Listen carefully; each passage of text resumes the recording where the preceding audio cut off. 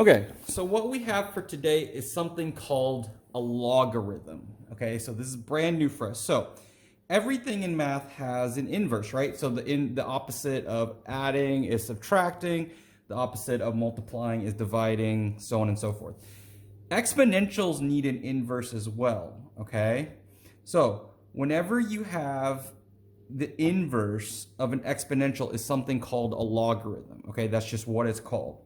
So whenever we have an exponential, the way that you undo this is, so do we see how this is the base, right? This b number, like we can make this a 2. We'll make it a 2 for us, okay? So a 2, right?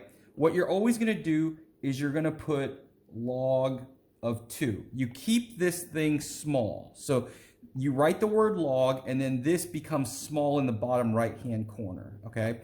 Then what you're going to do with these two is you're going to flip their position.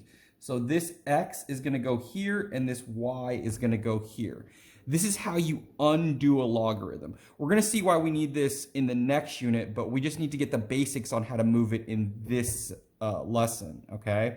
So what we're going to be doing is we're going to be going in between the two forms, and then we're going to be using it to evaluate logs in a second. But so all I need us to be able to do is write them in the opposite form. So this one wants us to write it in exponential form. So it gave it to us in this log form. It wants us to make it look like this.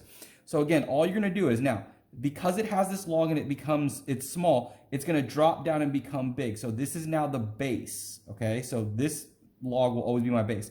Then what are you going to do with these two? You're going to take these two and you're going to switch these positions. So this 5 is going to go up here, and this 243 is going to go over here. And this is this in exponential form. Okay, for this one, it wants us to write in logarithmic form. So you're going to make it look like this. So again, here's the base. Remember, we're going to write that word log because it's asking for logarithmic form. This is going to drop down and become small in the bottom right-hand corner. Then these two are going to do what? They're going to switch. So this is 1 over 216 here, and then -3 here. We're not going to be afraid of negatives or fractions. We're just moving stuff. They move as one unit, okay? So that's all I'm looking for if it asks for logarithmic form. Now, the last thing we're going to ask you to do is evaluate, okay? So whenever we see this word evaluate with logarithms, the first thing I want you to do is set it equal to x, okay? Now we're going to do my switch around stuff. That's what I'm going to call this throughout this whole thing. It's called the switch around stuff. So again, since this has a log, I'm going to lose a log. This is going to drop down and become big. Then these two are going to do what? They're going to switch. So this x comes up here, and this equals 9. Now this becomes exactly like what we were doing on the last activity, right? So again, I look for my bigger number, 9. I'm going to see if I can find equals 9 anywhere. Well, 9 equals 3 to the 2, which is perfect. So this 3 to the x is now equal to 3 to the 2, and these bases are the same. What can I do? Cross them off, so x equals 2.